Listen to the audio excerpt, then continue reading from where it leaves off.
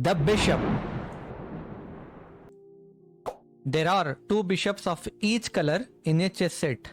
Note that at the beginning of the game, both sides have one bishop on light square and one bishop on dark square.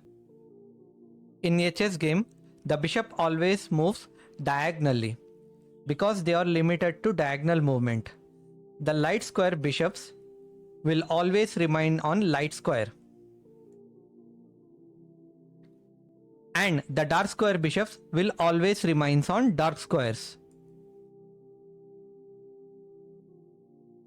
In this position, the bishop on e4 can move from its position to the highlighted square diagonally, and note that this is a light square bishop and it can only travel on light squares. In this position, the bishop at e5, it can only travel to the highlighted square, and this is black's dark square bishop, so it can only travel diagonally on all the dark squares.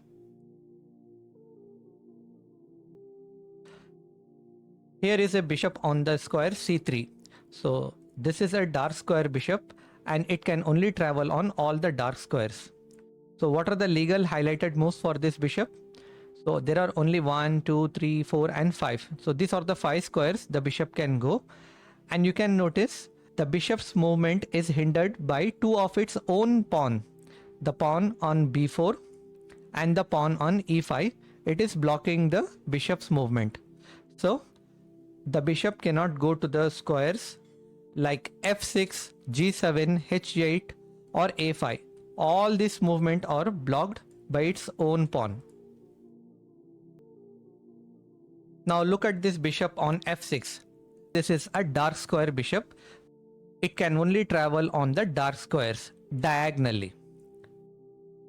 And again, this bishop's movement is hindered by one of its opponent piece on c3, which means you cannot jump over the piece and reach the squares like b2 and a8.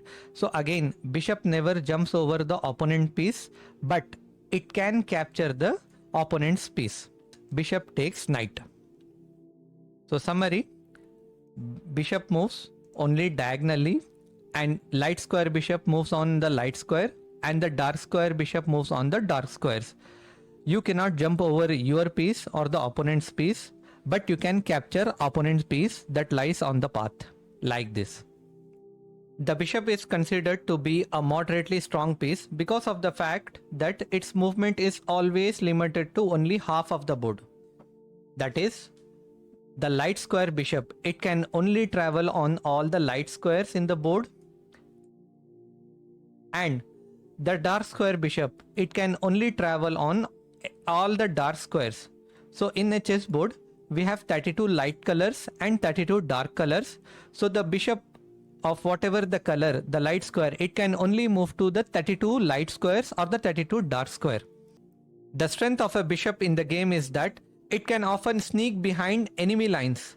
So bishop e6 is a check. This is the strength of a bishop. It can easily sneak behind enemy lines. In this position, black is having a better bishop when compared to the white, and it can win the game easily. White cannot do much, but black bishop is active. So in chess, the bishop which is blocked is called a bad bishop, and the bishop which is open and active is called a better bishop. And that's all about the bishop. The next topic will be about the knight. So stay tuned for the next video. Until then, keep playing, keep learning, and keep it cheeky. And hey, don't forget to like, share and subscribe. Thank you.